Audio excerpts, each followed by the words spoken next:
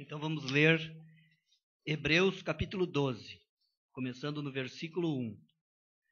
Portanto, nós também, pois que estamos rodeados de uma tão grande nuvem de testemunhas, deixemos todo o embaraço e o pecado que de tão perto nos rodeia, e corramos com paciência a carreira que nos está proposta, olhando para Jesus, autor e consumador da fé, o qual, pelo gozo que lhe estava proposto, suportou a cruz, desprezando a afronta, e assentou-se à destra do trono de Deus. Considerai, pois, aquele que suportou tais condições dos pecadores contra si mesmo, para que não enfraqueçais, desfalecendo em vossos ânimos. Ainda não resististes até o sangue, combatendo contra o pecado. E já vos esquecestes da exortação que argumenta convosco como filhos? Filho meu, não desprezes a correção do Senhor, e não desmaies quando por eles for repreendido. Porque o Senhor corrige o que ama, e açoita a qualquer que recebe por filho. Se suportais a correção, Deus vos tratará como filhos. Porque que filho há que o pai não corrija? Mas se estais sem disciplina, da qual todos são feitos participantes, sois então bastardos e não filhos. Além do que tivemos nossos pais segundo a carne para nos corrigirem, e nós os reverenciamos, não nos sujeitaremos muito mais ao Pai dos Espíritos para vivermos? Porque aqueles, na verdade, por um pouco de tempo nos corrigiam, como bem lhes parecia, mas este para nosso proveito, para sermos participantes da sua santidade. E, na verdade, toda a correção ao presente não parece ser de gozo, senão de tristeza, mas depois produz um fruto pacífico de justiça, nos exercitados por ela. Portanto, tornai a levantar as mãos cansadas e os joelhos desconjuntados, e fazei veredas para os vossos pés, para que o que manqueja se não desvie inteiramente, antes seja sarado. Segui a paz com todos e a santificação, sem a qual ninguém verá o Senhor. Tendo cuidado de que ninguém se prive da graça de Deus, e de que nenhuma raiz de amargura, brotando, vos perturbe, e por ela muitos se contaminem. E ninguém seja fornicário ou profano, como Esaú, que por um manjar vendeu o seu direito de primogenitura. Porque bem sabeis que, querendo ele ainda depois herdar a bênção, foi rejeitado, porque não achou lugar de arrependimento, ainda que com lágrimas o buscou. Porque não chegastes ao monte palpável, aceso em fogo, e à escuridão, e às trevas, e à tempestade, e ao zunido da trombeta, e à voz das palavras, a qual os que ouviram pediram que lhes não falasse mais, porque não podiam suportar o que se lhes mandava. Se até um animal tocar o monte, será apedrejado. E tão terrível era a visão que Moisés disse: estou todo assombrado e tremendo.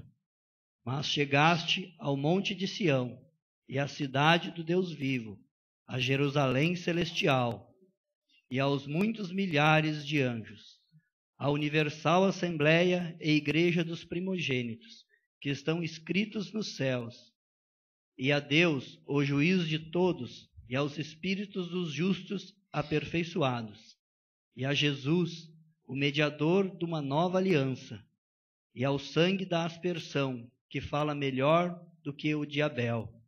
Vede que não rejeitais ao que fala, porque se não escaparem aqueles que rejeitaram na terra, os advertia, muito menos nós, se nos desviarmos daquele que é dos céus. A voz do qual moveu então a terra, mas agora anunciou dizendo: ainda uma vez comoverei não só a terra, senão também o céu. E esta palavra ainda uma vez mostra a mudança das coisas móveis, como as coisas feitas, para que as imóveis permaneçam. Pelo que tenho recebido um reino que não pode ser abalado. Retenhamos a graça, pela qual sirvamos a Deus agradavelmente, com reverência e piedade, porque o nosso Deus é um fogo consumidor.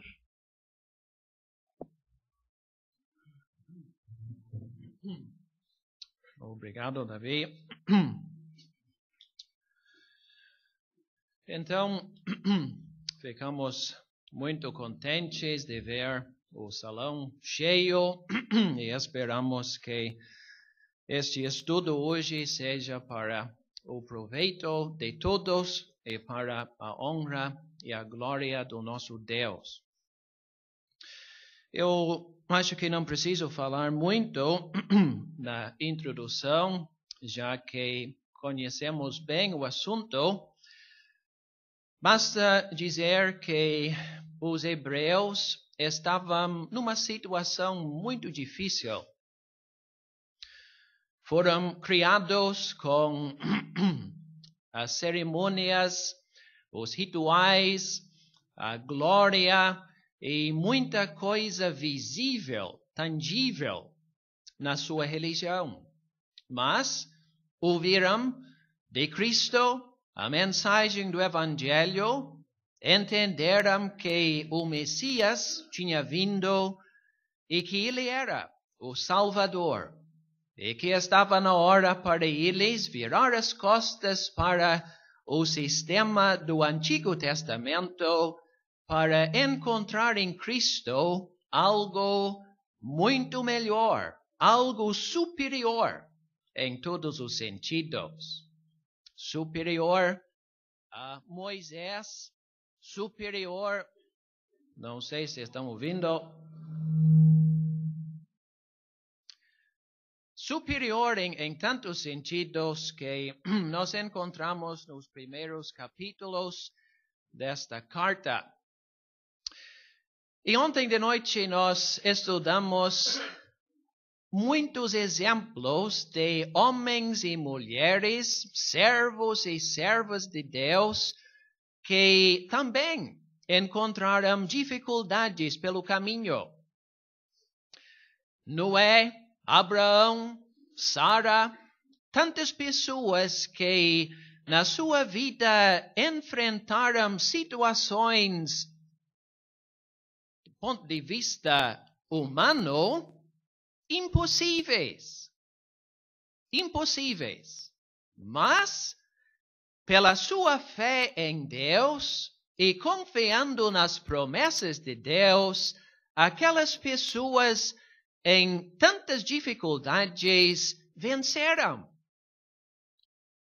E assim deram testemunho para os hebreus e para nós nos dias de hoje da grande possibilidade de viver a sua vida pela fé e vencer para que o propósito divino se torne uma realidade na sua vida. Então, meus irmãos, é isso que nós queremos aprender. E eu acho que seria muito bom se este estudo fizesse um impacto nas nossas vidas. Eu tenho pensado muito nos últimos meses, no meu caso, eu tenho falado aqui várias vezes, parece que estudamos tanto, ouvimos muito ministério, assistimos muitos estudos bíblicos, mas eu não sei se há mudanças, ajustes, mais semelhança a Cristo como resultado de tudo que nós ouvimos. Então, hoje, nós queremos estudar esta passagem, mas melhor ainda, que Deus nos ajude a sair desta reunião hoje mais dedicados a servir o nosso Deus e com a convicção nos nossos corações que é possível viver pela fé, honrar a Deus e sermos testemunhas para a glória de Deus nos últimos dias, antes da vinda do nosso Senhor Jesus Cristo. Que Deus nos ajude a manter este objetivo perante nós no nosso estudo. Então, como eu já falei, o escritor, em capítulo 11, apresentou estes exemplos heróis da fé. E agora, nos primeiros versículos do capítulo 12, nós temos mais um exemplo. O exemplo supremo, o nosso Senhor Jesus Cristo. Noé, Abraão, Isaque, os profetas e tantas pessoas sofreram muito no Antigo Testamento. Mas ninguém sofreu mais do que o Senhor Jesus Cristo. Ele que veio para este mundo, nós vamos ver o caminho lá da glória do céu para a cidade de Belém, visitando outras cidades no seu ministério, enfim, chegando na cidade de Jerusalém, para ser conduzido para fora daquela cidade, para ser levantado, para morrer por nossos pecados. Mas o caminho do Senhor Jesus Cristo continuou. A sepultura, ressuscitou, voltou para o céu. E Ele está na glória hoje. Um grande exemplo para nós. E como nós estamos estudando estas tardes, sabemos que o caminho do Salvador não terminou ainda. Em breve, Ele há de voltar para levar para o céu o seu povo. E, enfim, estabelecer o seu reino e ser reconhecido Rei dos reis e Senhor dos senhores. Então, eu não sei o que você está pensando agora, meu irmão, minha irmã. Eu não tenho dúvida que há pessoas aqui passando por horas difíceis. Mas que bom que fazemos parte de um pequeno grupo de pessoas no sul do Brasil. Pessoas que valorizam muito a pessoa de Cristo, a obra dele e o futuro que nos espera por causa da nossa ligação com esta bendita pessoa. Então convém estudar bem as palavras do versículo 2, olhando para Jesus, autor e consumador da fé. Então, vamos dividir o capítulo da seguinte maneira, porque nós temos 29 versículos e eu sei que seu Roberto tinha uma tarefa muito maior ontem, mas queremos chegar até o fim do capítulo com a ajuda de Deus e com a cooperação dos irmãos. Então, não podemos estudar palavra por palavra, e por isso eu quero dividir o capítulo e vamos estudar uns versículos, os assuntos que se apresentam, e eu espero que seja de proveito para todos nós. Então, versículos 1 a 4, nós temos a corrida. A exortação de correr com paciência a carreira que nos está proposta. Não é fácil, mas temos todos os recursos necessários, olhando para Jesus, autor e consumador da fé. Então, nós devemos considerar esta bendita pessoa e, conhecendo melhor Cristo, a sua obra, o seu ministério no presente, havemos de ter recursos abundantes para nos ajudar nesta carreira. A partir do versículo 5 até o versículo 11, nós temos outro assunto, a correção, a disciplina. Porque, com certeza, os hebreus, como nós, não gostaram de sofrimento. Não gostaram de dias difíceis, de provações e lutas. E podiam ter pensado, mas por que a gente não ficou lá com o sistema antigo? Era fácil lá com a maioria, vivendo como tantas pessoas durante tanto tempo. E agora somos crentes em Cristo e parece que tudo ficou bem mais difícil. Então, esta passagem, versículos 5 a 11, mostra que Deus tem um propósito. Ele permite que os filhos dele passem por dias difíceis, não para nos castigar, mas para nos corrigir e produzir em nós um caráter semelhante ao caráter do Senhor Jesus Cristo. E vendo as provações e as dificuldades desta forma,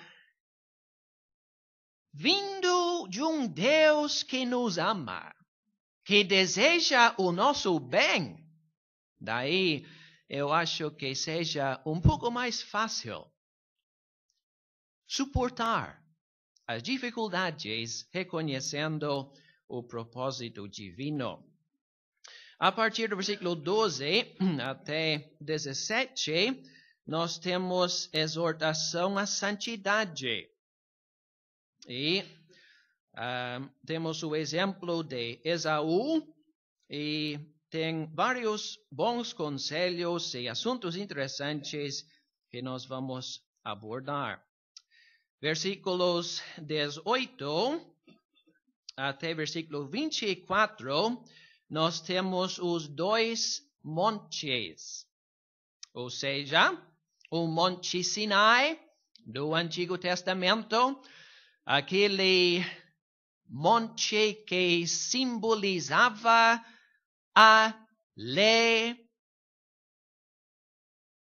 que Deus deu para Moisés e para o seu povo, um monte que o povo não tinha liberdade nem para tocar.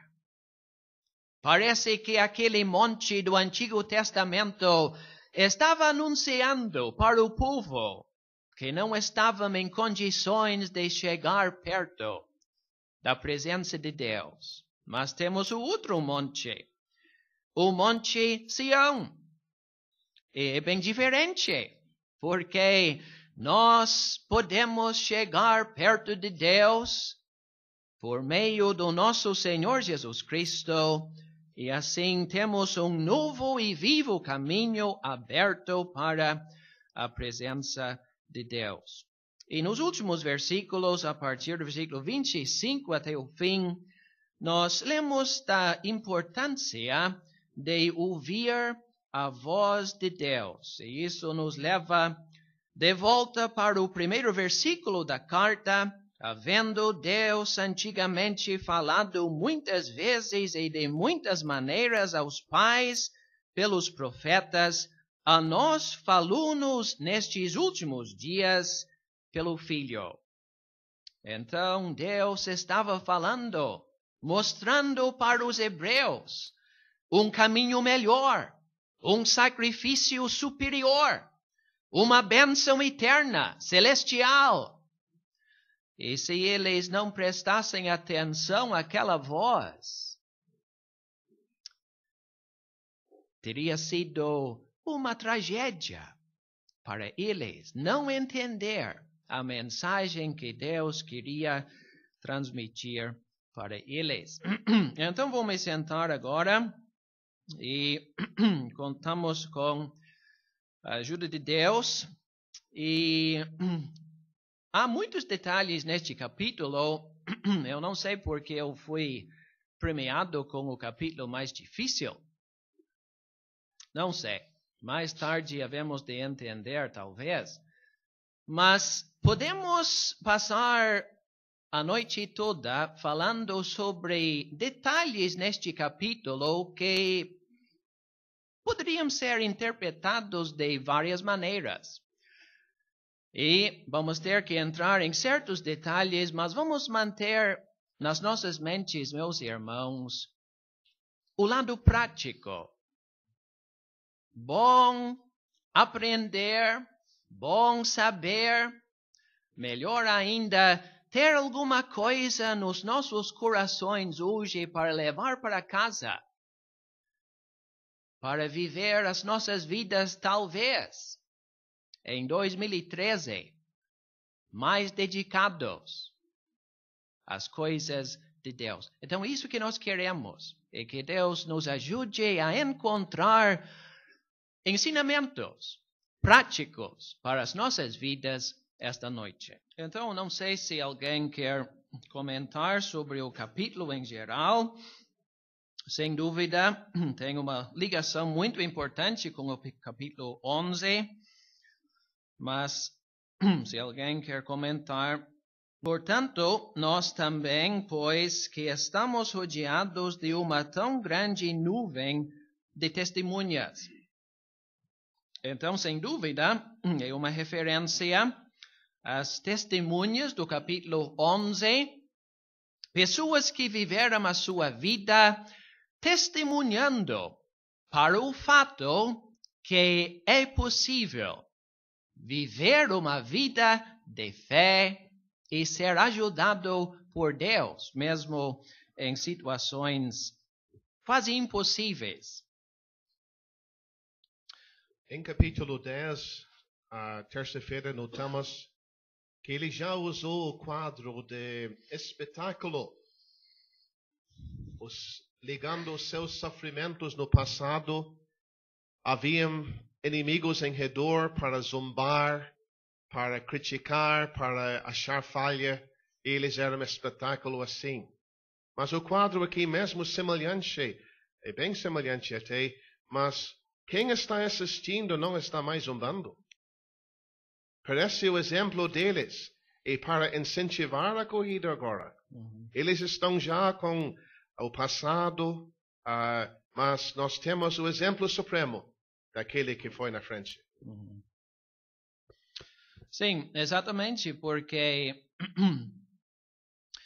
quando nós consideramos estes exemplos como nós fizemos ontem, sem dúvida nos dá coragem e nos anima. Então, podemos olhar para as nossas dificuldades e pensar, não, mas o caminho é difícil demais. Mas Abraão enfrentou tal situação. Outro enfrentou outra dificuldade e Deus deu para cada um exatamente o que precisavam na hora certa. E podemos até pensar, como o seu Tomás mencionou hoje, as duas testemunhas de Apocalipse, capítulo 11. 2 servos de Deus no futuro, enfrentando uma situação quase impossível. Mas eles também vão descobrir que Deus nunca desampara os seus servos. e dá recursos abundantes para cada que precisa. Então, os servos no passado conseguiram, os servos no futuro enfrentando situações mais difíceis.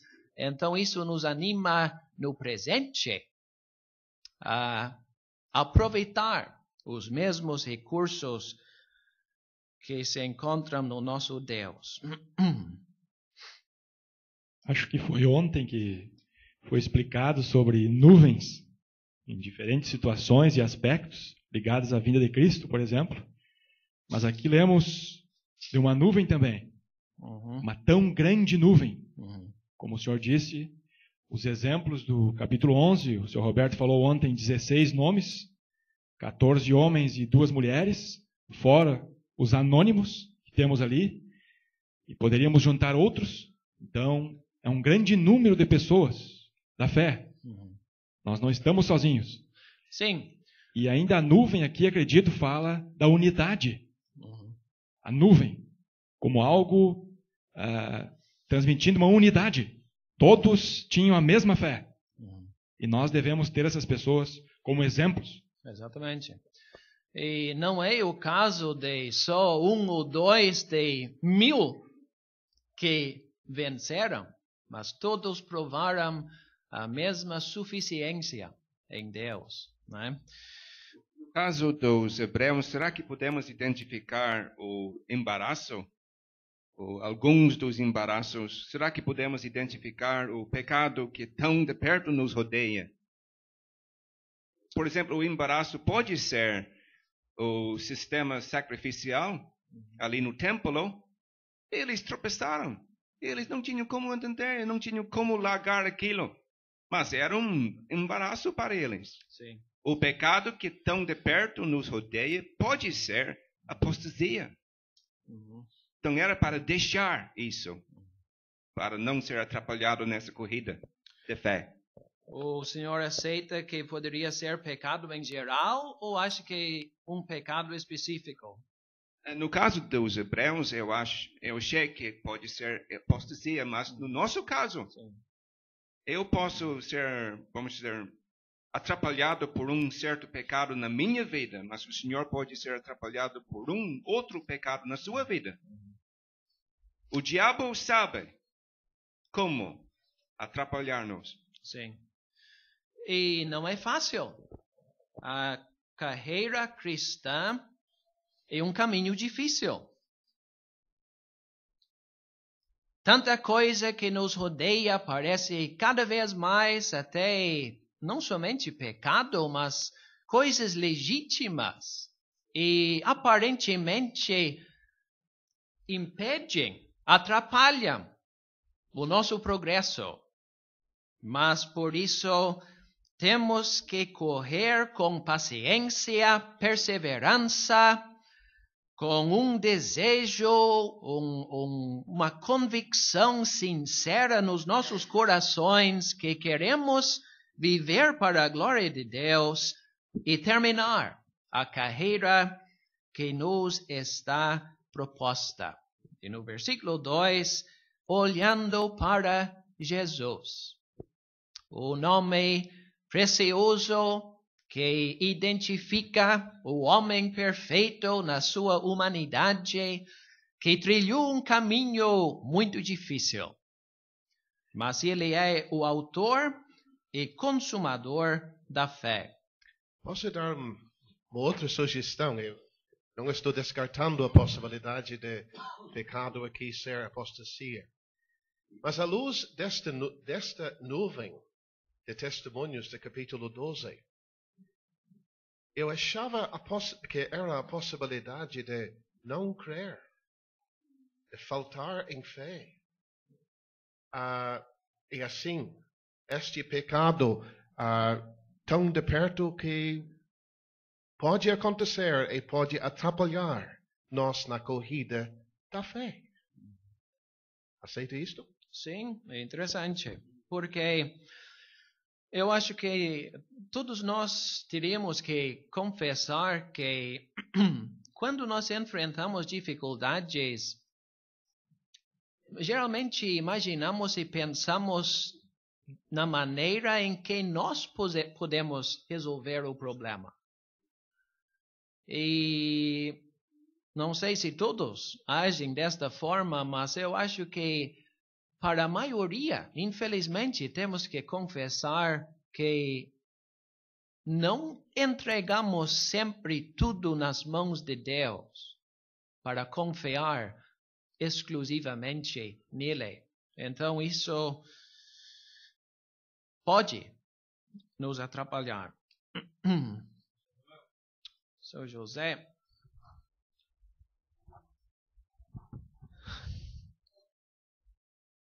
Podemos perceber aqui nesse versículo uma atitude de arrependimento? Da parte de quem? Deixando todo o embaraço. Sim. Para poder correr. Uhum. Com certeza, seu José, porque para poder deixar os embaraços, temos que identificar quais são os embaraços. E daí, descobrindo o que está impedindo o nosso progresso, o que está interrompendo talvez a nossa fé, a nossa comunhão com Deus, identificamos e deixamos. E quem sabe, muitas vezes não deixamos por não querer identificar o problema. Mas arrependimento deixando o que atrapalha. Esses embaraços podia ser alguma coisa ligada com trabalho ou a própria família? Sim, no caso dos hebreus, o que estava atrapalhando era, como o seu Lindsay explicou agora, mas no nosso caso, mais provável que seja pecado, mas também a grande possibilidade de coisas legítimas, trabalho, como o senhor mencionou, a família ou alguma coisa que tira o lugar que Deus merece nas nossas vidas. Mas, seu Samuel, é interessante que o escritor ele coloca o Senhor Jesus Cristo como, vamos dizer, exemplo supremo. E não tanto agora essa nuvem de testemunhas. Uhum. Então, uma vez, de vez em quando nós enxergamos pessoas correndo ali na rua. Aqueles que estão correndo realmente de verdade, querendo ganhar alguma coisa, não estão olhando para cima, para trás, ao lado. Estão olhando para frente, querendo alcançar a linha de chegada. Então, ao corrermos, devemos olhar para um objeto só, o Senhor Jesus Cristo. Exatamente. Que eu saiba, 8 vezes nesta carta nós temos o nome singular, Jesus. E o escritor, ele faz isso de propósito, porque temos aqui o homem dependente. Sim. O homem que já passou por este mundo e sabe que há dificuldades pelo caminho. Seu Samuel, corramos com paciência.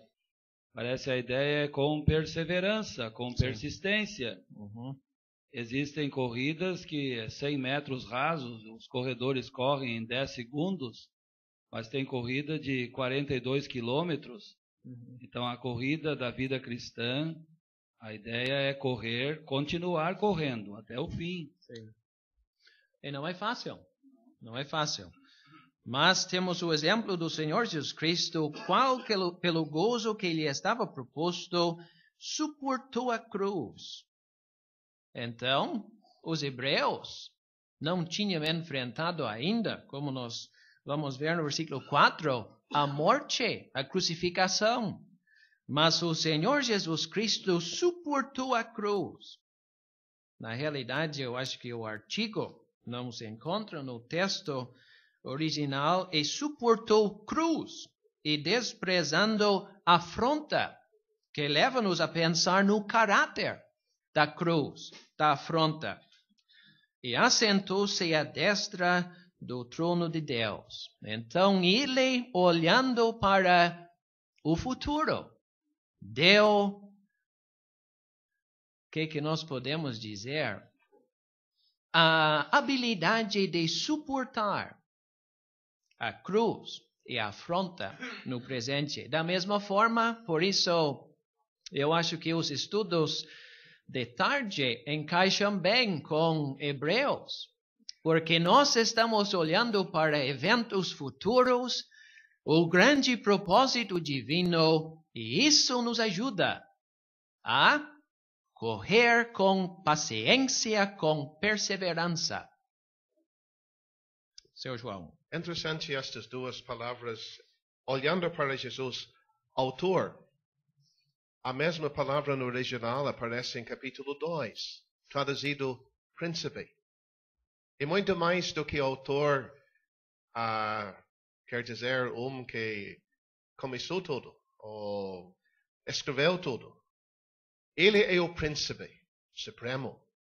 E também esta palavra consumador só aparece aqui no texto original da nossa Bíblia, descrevendo a perfeição.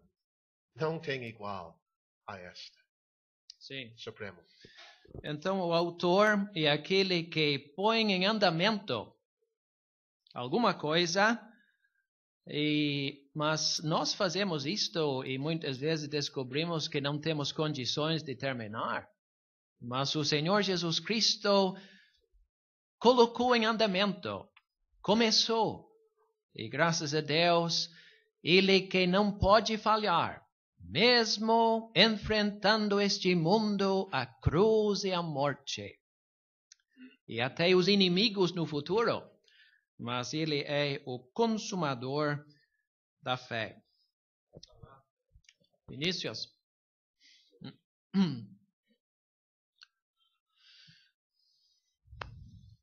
Queria que o irmão falasse sobre o gozo que lhe estava proposto.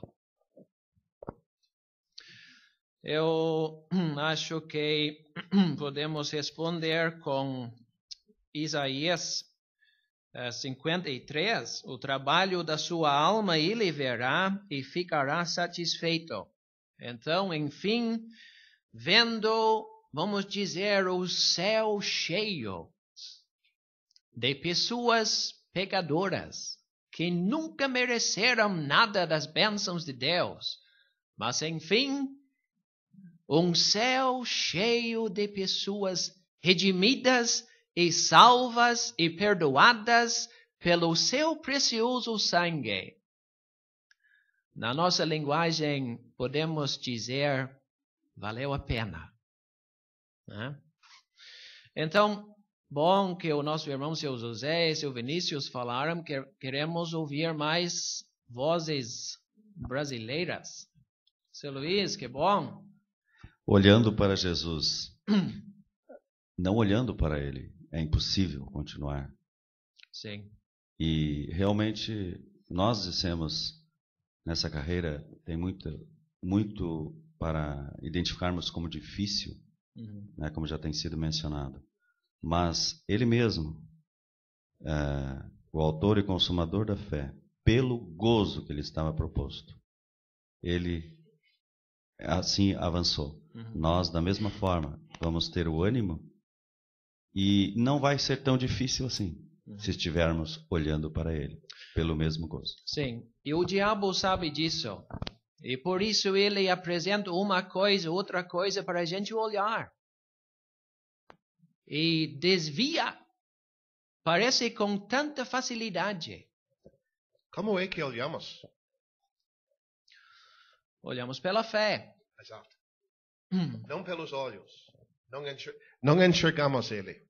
Mas temos que ter o desejo a conhecê-lo melhor.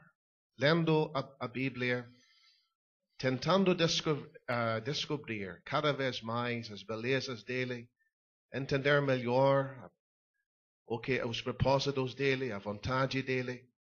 E assim. Estava me lembrando de 2 Coríntios capítulo 3. Nós olhando, nós somos transformados na mesma imagem. cada vez mais, irmãos, que nos ocupamos com Ele, vai ter o efeito de Cristo ser visto na nossa vida. É isto que realmente desejamos. Isso é realmente que Deus deseja. E por isso eu falei, seu João, no início, será que Deus está vendo, com cada dia que passa, eu mais semelhante ao seu filho? Isso que Deus deseja e espera. Então, que Deus nos ajude a olhar para Jesus. Considerai, pois, aquele que suportou tais contradições, e como o seu Luiz falou já, para que não enfraqueçais, desfalecendo em vossos ânimos. O primeiro verbo do versículo 3 pode nos ajudar a entender o conceito de olhar para Jesus. Considerai. Sim, quer dizer prestar atenção, meditar e olhar exclusivamente para o objeto. Né? Esse assentar aqui se refere de que maneira? Nós estudamos no capítulo 10, eu acho que seja o mesmo assunto, né? Mas este, havendo oferecido um único sacrifício pelos pecados, está assentado para sempre à destra de Deus. Então, o Senhor Jesus Cristo veio para fazer esta obra tão importante. Ele se ofereceu um sacrifício pelos pecados, o sangue dele foi derramado, morreu, ressuscitou e está sentado no céu. Obra completa, preço pago, Deus satisfeito. Não quer dizer, acho que foi o Lisandro que falou, que ele não vai se levantar no futuro para vir para este mundo e outros assuntos assim, mas indica uma obra consumada, um Deus satisfeito, e nós podemos descansar na grande provisão de Deus em Cristo. Então, assentar quer dizer que ele tinha concluído aquilo que ele tinha vindo a fazer e então estava satisfeito com aquilo. Exatamente, e Deus também. Seu Tomás.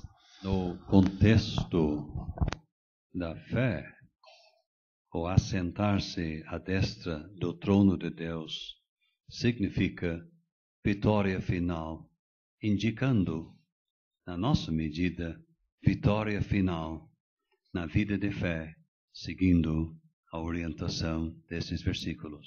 Muito bom. Então, Ezequiel.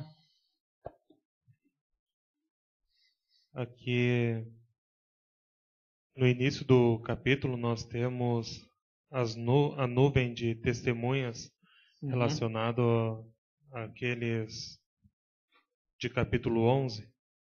Mas na hora de considerar, nós não somos levados àqueles de capítulo 11, né? Eles são mencionados como exemplos, mas na hora de considerar é aquele que suportou as contradições dos pecadores contra si mesmo. Sim. A diferença entre as pessoas do capítulo 11, eles viveram vidas agradáveis a Deus, mas falharam. Havia pecado às vezes.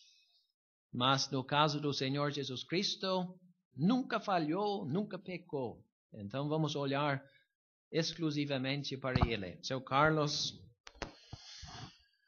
Eu estava olhando em capítulo 10 sobre o assentar. Não tenho certeza se é o mesmo significado aqui no capítulo 12. Tinha também o significado de ser empossado numa função. Não apenas o assentar daquele que está descansando. Não sei se o senhor concorda que seja assim. O Senhor Jesus chegando vitorioso no céu. Ele assumiu funções como resultado da sua vitória na cruz. lembramos do rei assentado num trono, por exemplo, né? É uma função. Isso é interessante, seu Carlos. Próprio. Então eu acho. Estava pensando, Desculpa.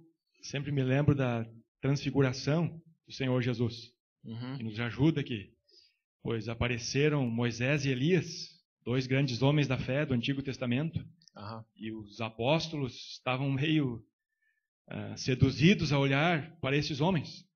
E lemos na narrativa, no final, e erguendo eles os olhos, a ninguém viram, senão unicamente a Jesus. Sim. Este era então o propósito divino, que eles olhassem e considerassem o Senhor Jesus.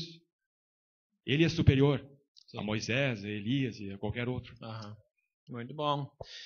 Então vamos passar para versículo 5 até versículo 11, onde nós temos a correção, a disciplina. Porque já vos esquecestes da exortação que argumenta convosco como filhos? Filho meu, não desprezes a correção do Senhor, e não desmaies quando por ele fores repreendido. Porque o Senhor corrige o que ama, e açoita a qualquer que recebe por filho. Então, podemos pensar em tantos exemplos na palavra de Deus vamos usar a palavra gigantes. Pessoas que se destacam nas páginas das Sagradas Escrituras, mas não foi fácil. Cada um passou por dificuldades. Mas eles reconheceram que aquelas dificuldades eram para ser aproveitadas. O nosso problema é, quando enfrentamos uma provação, eu não suporto mais, quero que termine de uma vez por todas, e muitas vezes nós não temos a paciência de esperar em Deus e aprender o que Deus tem para nos ensinar nas dificuldades. Então, Ele permite provações, disciplina, para mostrar para nós, talvez, o nosso erro, para nos repreender, para nos corrigir. Para quê? Porque Ele nos ama. Ele deseja a nossa bênção, não somente eternamente no céu, mas a nossa bênção na vida diária. E assim, Ele nos ensina, Ele nos corrige para nos abençoar. E assim, Ele corrige o que ama e açoita a qualquer que recebe por filho.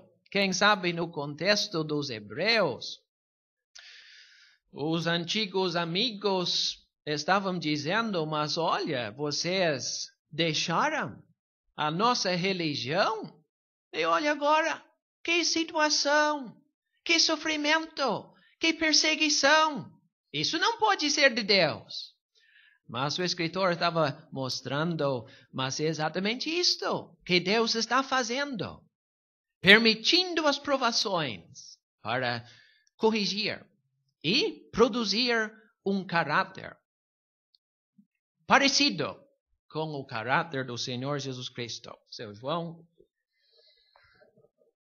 O assunto não é longe daquilo que já estudamos, Sr. Crawford, Sr. Samuel. Na hora de uma prova, de uma aflição, de uma perseguição, a importância da mente se destaca. 1 Pedro 1, mesma coisa. Note bem versículo 5. Vos esquecestes. Se tivesse tido na mente aquilo, e já tinha ouvido, né? Já tinha ouvido de Cristo, o exemplo, versículo 2, e agora da exortação, se lembrar, atrás desta perseguição, da dificuldade, Tenho Deus que está realmente me tratando como filho. Sim, então na realidade eles não estavam vendo o propósito divino naquela situação. Seu Crawford, seu Samuel, estava me lembrando do uso da Bíblia, como acabou de explicar, gente sofrendo. Ah, mas tem uma passagem em Provérbios capítulo 3 que explica que o pai castiga seus filhos. Como é que diz? O pai corrige o que ama, açoita qualquer que recebe por filho. Embora deixando o sistema ultrapassado da lei, isto não quer dizer que o Antigo Testamento não tenha um grande valor, porque este versículo vem de Provérbios capítulo 3. Sabe, em resumo, Samuel, eu acho que, falando por mim e talvez por outros, enfrentamos muitas dificuldades por não conhecermos a Bíblia e não sabermos que ali tem um trecho que ia de encontro com nosso problema se apenas nos dedicássemos à leitura. Sim. Temos um grande exemplo em Jó. Ele perdeu seus bens, perdeu sua família, até a saúde dele foi atacada. Mas ele conheceu esta verdade. Ele disse, capítulo 23 e 10, mas ele sabe, Deus, o meu caminho, prove-me e sairei com ouro. Sim, e olhando assim, seu Greg, é muito fácil falar sobre esses assuntos aqui, mas nos dias mais escuros e mais difíceis, quem sabe os irmãos não sabem nada do que a gente está passando. E por quê? Por que vem a provação? Ah, mas Deus tem um propósito. Deus está me mudando. E daí, podemos esperar em Deus para que o resultado seja produzido? Normalmente quem sofre mais brilha mais. Eu acho que a história prova isso, seu Greg, né? Os homens que se destacaram não somente na palavra de Deus, mas na história, todos passaram por provações difíceis. Eu acho que devemos refletir um pouco mais sobre isso, porque os hebreus sofreram muito, e sofreram prejuízo, perseguição, expoliação dos bens, como nós lemos no capítulo 10, não por causa de uma falha da parte deles, não por causa de pecado. E nós lemos aqui no versículo 6 que o Senhor corrige o que ama. Não diz que o Senhor corrige o que desobedece e açoita a qualquer que peca. Não diz isso. Sim. Então, parece que faz parte do processo, vamos dizer, educativo. Sim. Quando Deus nos salvou, nós nos matriculamos na escola de Deus. E tem certas aulas que são dolorosas. Não por causa de uma falha da nossa parte, mas Deus quer nos treinar. Eu acho que essa palavra correção quer dizer treinamento infantil. Sim. Eu acho que muitos de nós rodamos muito nestas aulas, né? No colégio de Deus. Mas eu já ouvi várias vezes, fulano está doente, fulano sofreu um acidente, mas sabe por quê? Mas não podemos julgar assim. Porque, como o seu Lynch está destacando, Deus disciplina os seus filhos para corrigir. Não é castigo por um pecado cometido. Isso até pode acontecer. Mas o que nós temos aqui e a disciplina dos seus filhos. E temos o outro lado da moeda, versículo 8, mas se estáis sem disciplina, da qual todos são feitos participantes, sois então bastardos e não filhos. É uma linguagem muito forte.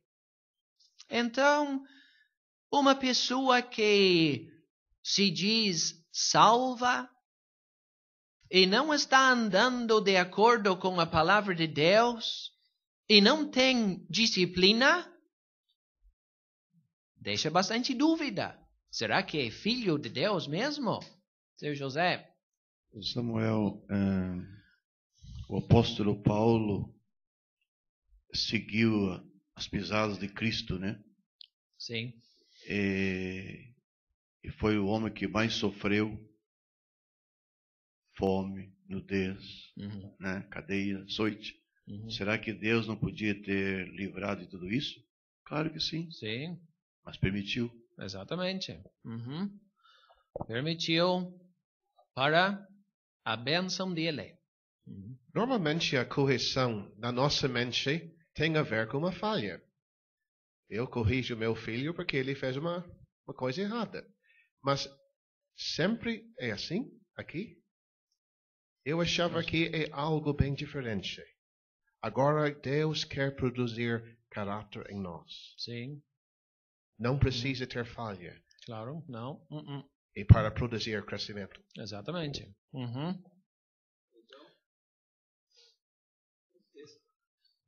Esse versículo 8, seu Samuel, está dizendo a disciplina da qual todos são feitos participantes. Todos os verdadeiros filhos são participantes da disciplina do Pai Celestial. Sim. E alguém que se professa, quem sabe, como filho, e não tem essa disciplina na sua vida, não é filho. Exatamente. É bem assim, seu Roberto. Então, versículo 9, além do que tivemos nossos pais, segundo a carne, para nos corrigirem. E nós os reverenciamos, não nos sujeitaremos muito mais ao Pai dos Espíritos para vivermos. Então, eu sei que não é o assunto deste capítulo, mas vamos notar bem o que a primeira parte do versículo 9 diz. Além do que tivemos nossos pais, segundo a carne, para nos corrigirem. Então, nós que somos pais, devemos corrigir os nossos filhos. Mas, olha o que diz, e nós os reverenciamos. Então, no mundo, nos dias de hoje, não encontramos muitas crianças que respeitam os seus pais. Não encontramos muitos filhos ou muitas crianças nos colégios por aí que sempre obedecem aos seus pais. Mas é o padrão que Deus espera. Que nós criamos os nossos filhos para serem obedientes e para respeitar a autoridade. Por que tem tantos adolescentes andando pelas ruas cometendo crimes terríveis? Porque nunca aprenderam em casa a respeitar a autoridade. E assim, a sociedade vai de mal a pior por causa disso. Então, Deus espera outro padrão do seu povo. Mas, isso não é o assunto do capítulo. Quanto mais, muito mais ao Pai dos Espíritos para vivermos. E alguém vai perguntar agora, o que quer dizer o Pai dos Espíritos? Então, o seu João vai responder. Eu? Sim.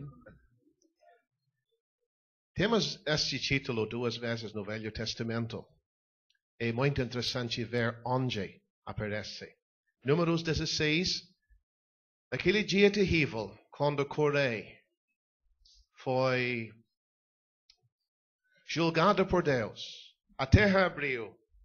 Moisés disse: ó Deus, Deus dos espíritos de toda a carne, pecará só homem, indignar-te-ás tanto contra toda esta congregação. Mas a outra referência mais interessante ainda, em Números capítulo 27, versículo 15. Deus tem dito para Moisés: sobes, dá uma olhada na terra, tu vai morrer. A correção de Deus sobre Moisés mesmo por causa da sua falha. E Moisés diz: ó Senhor, Deus dos espíritos de toda a carne, põe um homem sobre esta congregação que saia diante deles. Ele pede que Josué seja colocado. É muito interessante ver estas duas referências. Eu acredito que é o pano do fundo desse título. Nós lemos ali, seu Crawford, nossos pais segundo a carne. E agora nós lemos ao Pai dos Espíritos. Sim, um contraste. Ele está, eu acho que ele está apenas elevando o quadro. Sim. Estamos agora num nível mais alto. Estamos tratando não de pais naturais, mas estamos tratando de um assunto espiritual. Sim, se nós respeitamos os nossos pais naturais, quanto mais o Pai dos Espíritos. O senhor levantou um assunto ali, a falta de reverência da parte dos filhos para com os pais. Por quê? Eu acredito que os pais não estão fazendo a parte deles. Não estão corrigindo os seus filhos. E, de novo, eu quero usar a palavra treinar, instruir os seus filhos. Deve existir um vínculo entre o pai e o seu filho. E o pai tem que sempre treinar o seu filho. Este vínculo não existe hoje em dia. Parece que os pais abandonam os seus filhos. Deixam os seus filhos correr pela rua. Sim, infelizmente. E os filhos não respeitam os pais. E, enfim, os filhos abandonam os pais. O que tem de pessoas abandonadas no Hospital Conceição é surpreendente. Os filhos não querem saber. Mas, seu Tomás... Realmente era só para saber a força das últimas duas palavras do versículo 9. Para vivermos. Qual é a força dessa expressão? Pode responder, seu Tomás. Creio que essa disciplina conduzirá à vida espiritual em seu nível mais alto. Exatamente. A vontade de Deus, como Ele deseja que os filhos dele andem em obediência e reverência à sua vontade. Seu Samuel, voltando ao assunto de corrigir os filhos, a gente sabe que no mundo tem leis agora, tem conselho tutelar, tem tanta coisa, porque eles querem procurar reprimir pais que são violentos, que espancam os filhos, machucam os filhos. Muitas vezes pais bêbados ou drogados ou malvados. Então, para os pais e mães crentes, talvez o senhor devia dar um conselho como devem procurar criar os seus filhos da maneira certa. Quem sou eu para dar este conselho, né? Mas o senhor falou no outro extremo, né? E a lei tem razão em proteger filhos por causa disso. Mas nós que somos pais temos o dever de corrigir os nossos filhos em amor. Eu acho que isso é a chave. Então, não quero que o meu filho cresça para ser um bandido, alguém que não respeita a autoridade nem do país, nem de Deus. Então, a minha responsabilidade é ensinar, treinar o filho em coisas pequenas, em casa. E daí aquele filho já sabe desde o início, olha, existem certos padrões nesta vida. Preciso respeitar a autoridade. Mas não queremos continuar muito mais neste assunto, seu Henrique. Só me lembro do que a Bíblia diz na doutrina e na admoestação do Senhor. Sim. Ensinando-os a boa palavra de Deus. É o que vale. Os valores divinos, não os valores que a sociedade acha que tem valor. Mas vamos, seu Greg. Esta correção vai nos ajudar a correr melhor. Sim. E eu acho que se um filho criado à vontade em casa se salva e enfrenta a disciplina do Senhor, acho que vai estranhar. Mas vamos mais adiante. Versículo 10. Porque aqueles, na verdade, por um pouco de tempo nos corrigiam como bem lhes parecia, mas este para nosso proveito, para sermos participantes da sua santidade. Então os pais nos corrigiram como eles bem lhes aparecia. Talvez às vezes erraram, nós erramos, mas este para nosso proveito. Nunca é duro demais, nunca permite que a gente passe por um caminho que não temos condições de suportar, mas sempre na medida certa. Para quê? Para nosso proveito e para sermos participantes da sua santidade. Então já falamos, não sei, acho que foi terça-feira talvez, que temos os 3 aspectos da santificação. Quando Deus nos salvou, Ele nos santificou, nos separou para a glória dEle. No presente, e o que nós temos aqui, participantes da sua santidade, diariamente, com a ajuda de Deus, precisamos nos afastar de tudo que desagrada a Deus. Devemos procurar caminhar no caminho de santidade, de santificação, e precisamos de ajuda divina para isso. E daí tem o aspecto futuro também.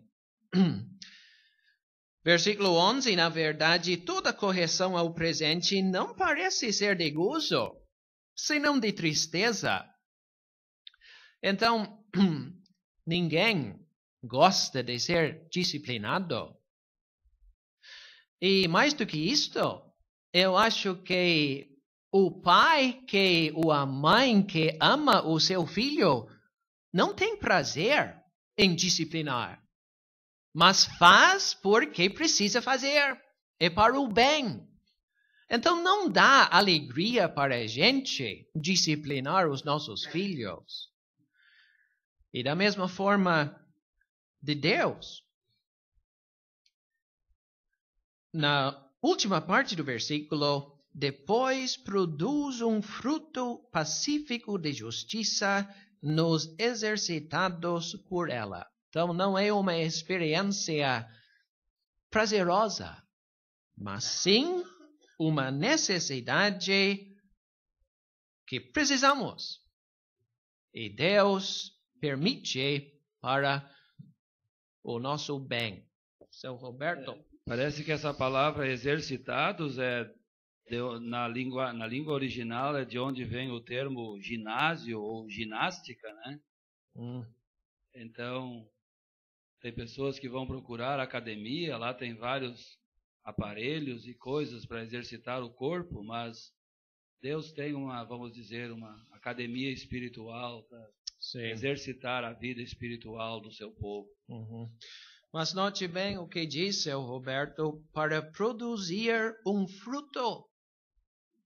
Então, mais uma vez, estamos vendo que é bom saber, bom aprender, mas Deus deseja que este conhecimento seja transformado em fruto.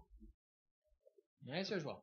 O primeiro setor, o alvo era olhar para Jesus e ser parecido com Ele. Segundo setor, agora Deus corrige com o alvo de produzir em nós o caráter próprio dele, a santidade, versículo 10, a justiça, versículo 11. Muito bem. Quem sabe nós vamos aprender a dar as boas-vindas então para a correção, para a disciplina na nossa vida. Já que rende tão bem, isto é, 2 frutos, participante da sua santidade, o fruto pacífico da justiça. Essa disciplina rende bem, estou dizendo. Tem bons resultados. Eu estou me lembrando agora de uma história. Daqueles pregadores do século XIX no Reino Unido, que pregava para milhares de pessoas e tinha o prazer de ver muitas pessoas salvas, mas um homem que andava em comunhão com Deus e ele esperava perseguição e passou por bastante, mas esperava a perseguição e dificuldades na vida diária. E um dia ele saiu a cavalo para ir para uma outra cidade e até meio-dia não deu nenhum problema. Ninguém apedrejou ele, não sofreu nada. Ele ficou muito preocupado. E desceu do cavalo e pediu para Deus que a comunhão fosse restaurada. Ele pensava, por falta de disciplina, ele estava agindo fora da vontade de Deus. E antes de se levantar, alguém tirou uma pedra e ele deu graças a Deus que ainda estava recebendo a disciplina do Senhor. Então, só um exemplo. Versículo 12. Portanto, tornai a levantar as mãos cansadas e os joelhos desconjuntados, e fazei veredas direitas para os vossos pés, para que o que manqueja se não desvie inteiramente, antes seja sarado. Então, temos aqui algo que estava acontecendo com os hebreus, pela pressão, pelas dificuldades. Eles estavam talvez ficando desanimados, mãos cansadas, joelhos desconjuntados. Então, não sei o que os irmãos acham, mas eu acho que podemos aproveitar os dois lados. Era para eles tornar a levantar as suas próprias mãos cansadas, e era para outras pessoas também ajudar no mesmo sentido. Não é? Mas de qualquer forma, para que o que manqueja se não desvie inteiramente, antes seja sarado. Então havia um perigo. E os irmãos desanimados precisavam reconhecer o perigo e fazer um esforço para corrigir. E era para outras pessoas, vendo a fraqueza, fazer de tudo para ajudar também. Concorda, seu João? Parece que estamos de volta com o quadro do primeiro setor, a corrida. E esta corrida não é só pensando em si, mas com olhos abertos, não só para olhar para frente e ver Jesus, Mas agora ver a possibilidade de ajudar quem está manquejando. Nós já tínhamos isto em capítulo 10, muito semelhante a esta ideia. Mas, irmãos, que ensino para nós? O cuidado que devemos ter, um para com o outro nesta corrida, para animar, ajudar. E quando houver alguém manquejando, não dizer, olha, não adianta, eu vou para frente. Não. Cuidar. Quer comentar? Sim, com certeza. Nós precisamos da ajuda uns dos outros. Precisamos das orações dos nossos irmãos. E nestes dias, realmente precisamos orar. Que Deus nos guarde. E guarde os nossos irmãos pelo seu poder. Mas eu acho que devemos prestar atenção a este ponto de ajudar os outros. Muitas vezes parece que a atitude é: fulano não está mais nas reuniões e se afastou, então deixa assim. Não é a atitude certa. Devemos fazer de tudo para animar e ajudar para que a pessoa seja abençoada. Sr. Crawford, quem é que corre tendo as suas mãos ao lado das pernas? Eu nunca vi um homem correndo tendo as mãos ao lado das suas pernas. As mãos são levantadas, está se esforçando. Eu acho que temos essa ideia aqui. E quem tem como correr tendo os joelhos desconjuntados? Impossível. Então, essa pessoa precisa ser sarada. Tem problema. Eu não vejo aqui nestes versículos a ideia de ajudar uns aos outros. Eu acho que aquele corredor, ele tem que levantar as suas próprias mãos e tem que verificar que tem joelhos fortes para poder correr. E agora, Sr. João? Sim. Eu me ajudando a mim mesmo na corrida, mas a parte final do capítulo 13, para o que manqueja, se não desvia inteiramente antes de seja sarado. Meu exemplo deve ajudá-lo. Né? Pois é, aquele que tem joelho desconjuntado, manqueja. Mas o tempo está fugindo. Versículo 14. Segui a paz com todos e a santificação, sem a qual ninguém verá o Senhor. O versículo não está dizendo que a nossa entrada no céu para ver o Senhor depende dos nossos esforços, mas simplesmente está dizendo que a santificação, a santidade é uma prova do fato que o Filho pertence a Deus. Tendo cuidado de que ninguém se prive da graça de Deus e de que nenhuma raiz de amargura brotando vos perturbe e por ela muitos se contaminem. Eu acho que esta raiz de amargura, o seu Lindsay, provavelmente seja apostasia. Concorda ou não? Pode ser. Mas, de qualquer forma, dá para ver que quando uma pessoa se contamina por uma coisa ou outra, pecado, desvio, desânimo, a atitude e o exemplo daquela pessoa atinge outras pessoas. E por ela, muitos se contaminem. E temos visto isto. Uma pessoa começa a se esfriar e daí a família dele também. Uma pessoa se desanima, o marido dela também. E pecado mais grave alcança e contamina muitas pessoas. Então, temos que reconhecer que a nossa atitude, o que nós fazemos, não para com a gente, mas atinge outras pessoas ao nosso redor. Seu Tomás? Eu acho que estou um pouco atrasado, mas não muito.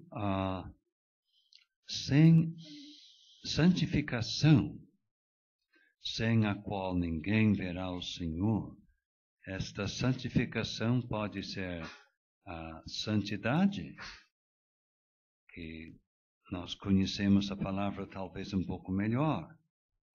Sim. Santidade, sem a qual ninguém verá o Senhor. Então, no crente mais fraco, o mais desviado, deve-se encontrar um elemento de santidade. Caso contrário, não é crente. Sim. Falta de santidade seria uma prova que não é filho de Deus. É um versículo que a gente sempre tem que se lembrar dele. Diante de pessoas que dizem, não, eu salvo, eu não estou nas reuniões, não estou indo mais, eu sei que estou mais no mundo do que nas reuniões, mas eu sou salvo. A Bíblia não anima essa pessoa a dizer isto, a manter essa profissão. Este versículo não anima. Sim. Então, aqui no versículo 14, segui a paz, segui a santidade. E é isso que nós devemos entender?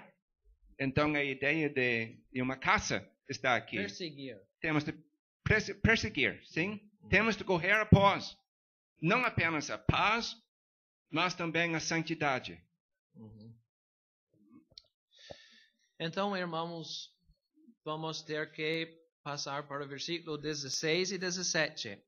Essa a raiz da amargura, seu Crawford, seu Samuel. Eu sei que nós falamos sobre apostasia, mas eu não ia limitar isso para apostasia, porque, olha, essa raiz pode aparecer numa igreja nossa. E pode aparecer de uma forma inesperada. Porque essa raiz tem como se alastrar embaixo da superfície. E de repente brota. Anos depois, talvez. Quem sabe?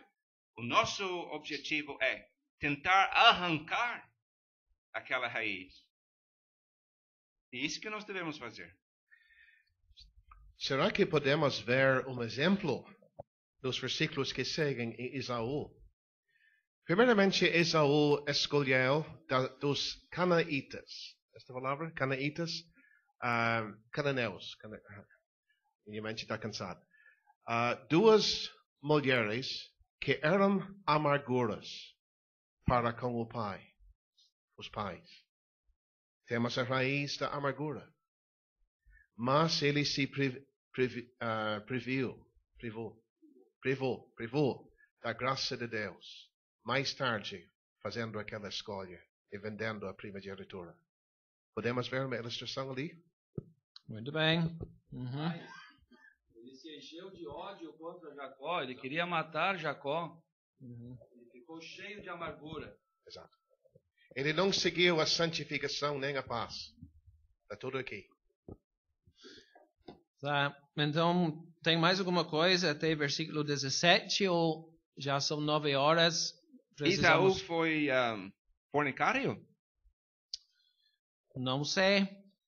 No sentido literal ou espiritual?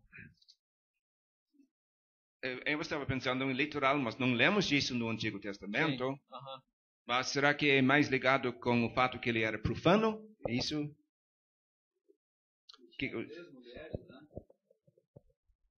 Esaú tinha 2 ou talvez 3 mulheres. Isso não era fornicação? E mulheres cananeias, ímpias, como ele?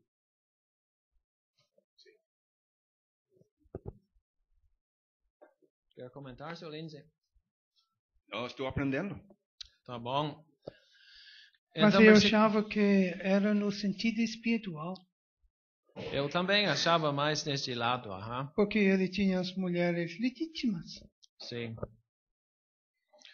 Mas, vamos para o versículo 18. Porque não chegastes ao monte palpável. Então, em versículo 17, ele não achou lugar de arrependimento, ainda que com lágrimas o buscou. O que ele buscou? A bênção. A bênção. Então, ainda que com lágrimas a buscou. É isto. Todos concordam, seu Tomás? Eu concordo, deve ser isso. Sim. Tá. Tá bom. Então vamos para o versículo 18, por favor.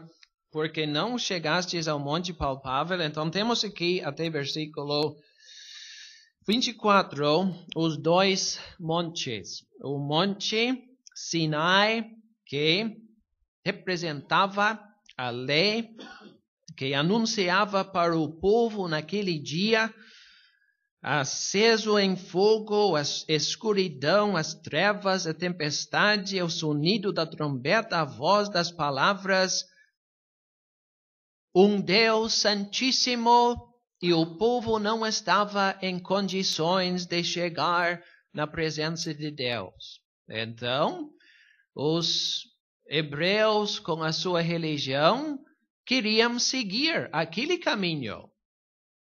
Mas temos apresentado também o Monte Sião, a cidade do Deus vivo, a Jerusalém celestial, bem diferente, aos muitos milhares de anjos, a igreja dos primogênitos que estão inscritos nos céus, e a Deus, o juiz de todos, aos espíritos dos justos aperfeiçoados, e a Jesus, o mediador.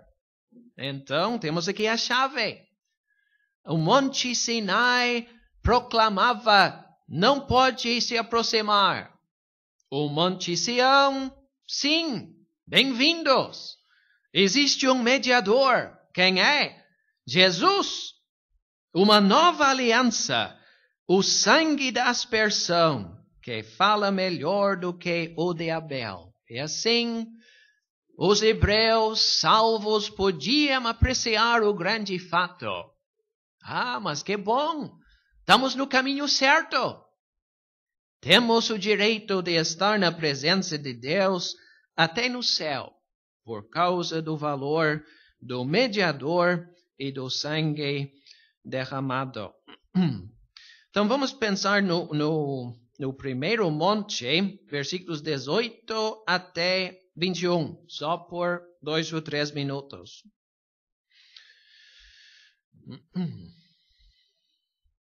Modo geral, São Samuel, eu diria que nesses primeiros versículos até 21, nós temos a base, a origem de uma religião terrestre.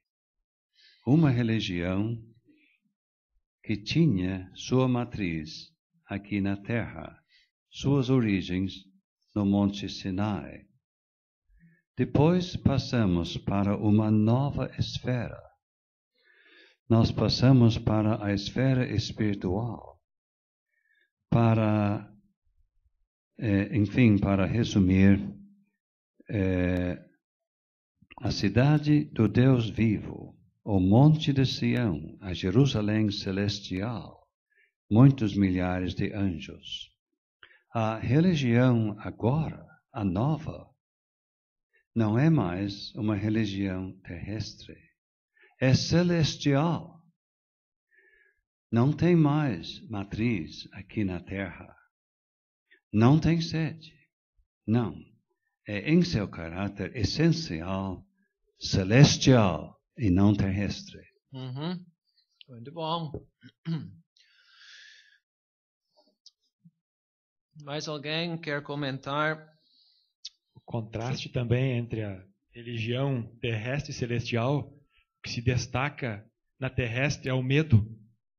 O terror, o medo, a distância Sim. entre o homem e Deus está em contraste com a celestial. É bem diferente. Sim. Chegastes ao Deus, a essa cidade celestial, aos anjos, às coisas espirituais, a proximidade com Deus. Tudo em função do mediador de Cristo. Exatamente. Então, a situação... Pode falar. A situação dos hebreus era, vamos dizer, a seguinte: estavam em perigo de voltar para esse primeiro monte. Tão temível que era, mas realmente é isso que vocês querem. Estão voltando para a lei, estão voltando para os sacrifícios lá no templo. Vocês, na realidade, estão voltando para o Monte Sião. É isso que vocês... desculpe, Monte Sinai. É isso que vocês querem. Então ele apresenta o segundo monte, Sião, é bem mais atraente. Claro. Então é isso que vocês devem querer. O Monte Sião, ao invés de voltar para os sacrifícios. Muito bem. Então acho que temos uns termos aqui para esclarecer. Versículo 22. Chegastes ao Monte Sião e à cidade do Deus vivo, a Jerusalém celestial, e aos muitos milhares de anjos. Não sei se os irmãos ligam a Universal Assembleia com os milhares de anjos. Seu João. Tá. Então, a igreja dos primogênitos, que seria a igreja como nós conhecemos, que é o corpo de Cristo, né? Tá. E que mais? Que estão escritos nos céus. E a Deus, o juiz de todos, e aos espíritos dos justos aperfeiçoados, que seriam crentes que já morreram. Do Velho Testamento também. Então, tá indo bem, né? E eu acho que era só isso, né? Interessante ver que a palavra primogênitos no plural aqui é o único lugar na nossa Bíblia que é assim, sempre no singular. Sim, porque se refere a Cristo, né? Exato.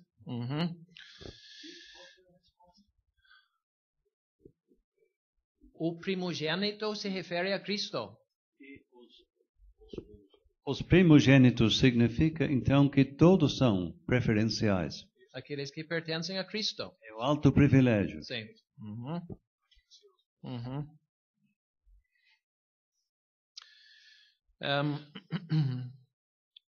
Mas é muito interessante, alguém falou agora sobre Cristo, o mediador, mas diz Jesus, o mediador. Então é interessante notar os nomes, a ordem dos nomes, e que perfeição, precisão nós temos na palavra de Deus. O Senhor Jesus Cristo, o mediador de uma nova aliança. O sangue da aspersão seria o sangue derramado do Senhor Jesus Cristo. Né? E que fala melhor do que o de Abel, pode ser o sangue de Abel que foi derramado, que exigia vingança. Mas o sangue do Senhor Jesus Cristo oferece perdão. É assim que todos entendem. Então não precisa mencionar a outra possibilidade. Seu José. É só uma questão. Em Timóteo, quando se trata do mediador, também fala nessa expressão, Jesus Cristo, homem. E aqui, quando se trata desse assunto, fala de Jesus também. Sim. Era só uma dúvida minha, um esclarecimento.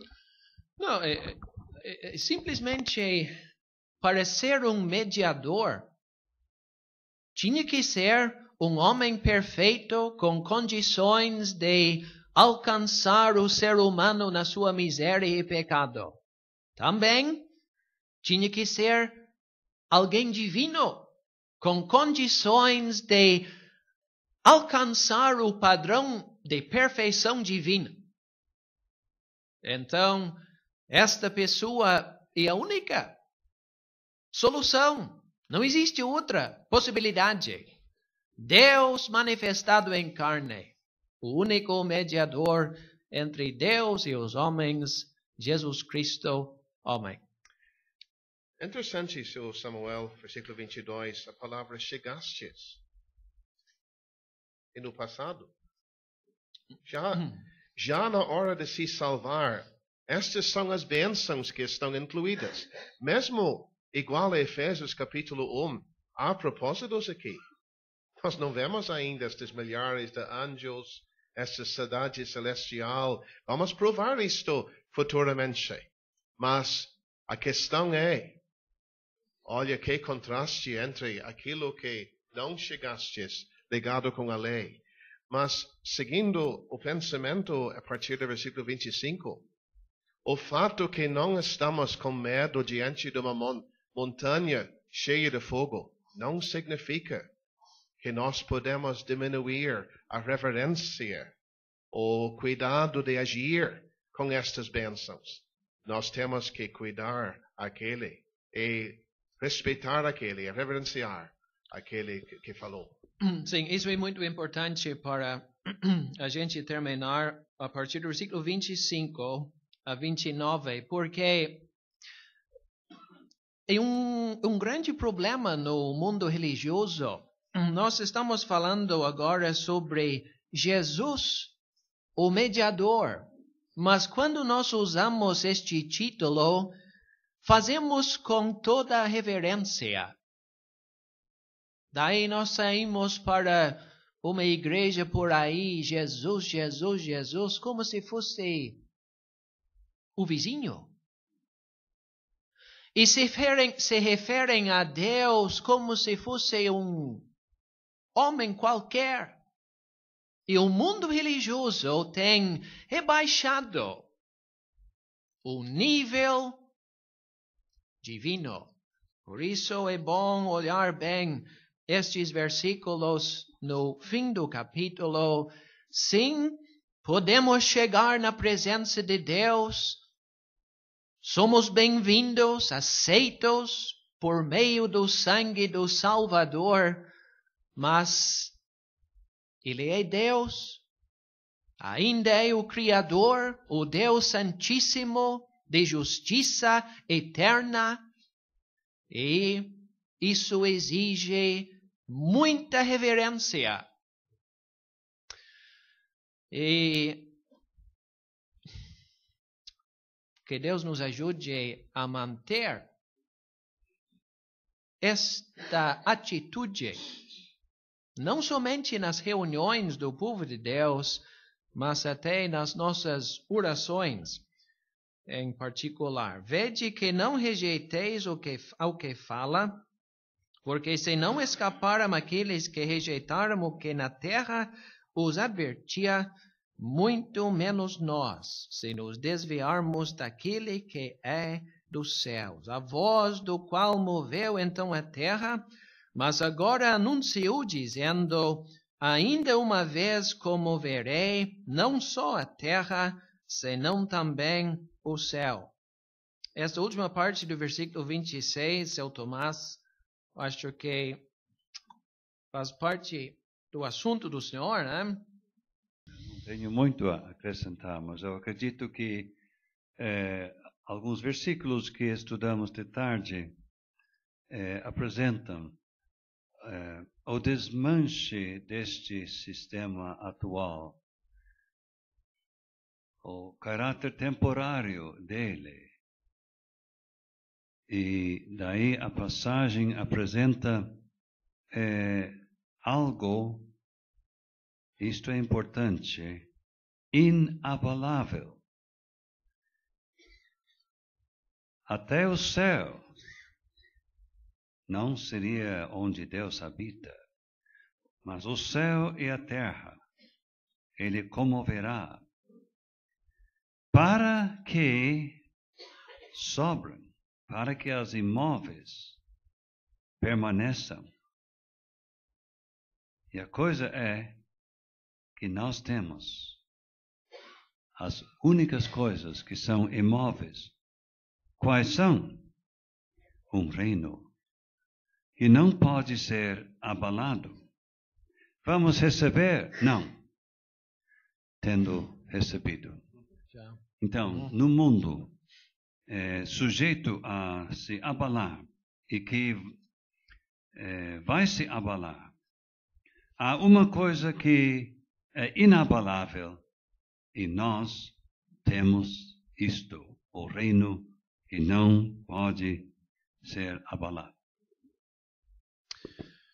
E o que quer dizer no versículo 28? Retenhamos a graça pela qual servamos a Deus agradavelmente, com reverência e piedade. Estou pensando na frase, retenhamos a graça. Alguém quer nos ajudar com isso? Versículo 15 sim. Tendo cuidado de que ninguém se prive da graça de Deus. Aqui é reter, é permanecer na graça. Que continuemos servindo-nos da fonte de graça, incessantemente. Porque precisamos para servir a Deus de uma maneira agradável, com reverência e piedade. Porque o nosso Deus é um fogo consumidor. Então, meus irmãos, seria bom para a gente terminar a reunião daqui a pouco e ir para casa e enfrentar na vontade de Deus mais um ano, reconhecendo o fato que nós somos servos de Deus. Que este Deus é um fogo consumidor. Então, o privilégio é muito grande. A responsabilidade, maior ainda. Então, quem sabe seria bom para manter este versículo nas nossas mentes e meditar um pouco. E que Deus nos guarde e nos ajude para que sejamos servos úteis. Serviço não falta. E precisamos da ajuda de Deus para servir de uma maneira agradável e aceitável perante Ele. Então temos mais um minuto. Alguém quer comentar sobre estes últimos versículos ou outro assunto que passamos? Deus é um fogo consumidor. Fala da sua santidade, da sua justiça. Ele não passa a mão por cima de pecado. Ele é um Deus santíssimo que habita na pureza do céu. Alguém quer, seu Henrique? É o mesmo Deus de Sinai. Sim. Com o padrão de perfeição. 100%. Então, seu Daniel, leva um microfone para o nosso irmão, por favor. Sim, o nosso irmão está destacando que Esaú chorou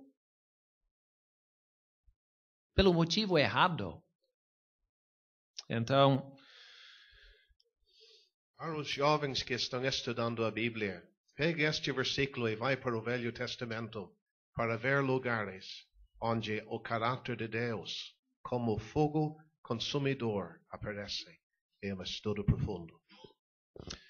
Então, muito obrigado pela cooperação e ajuda, e que este estudo sirva para nos ajudar a viver e a servir ao nosso Deus.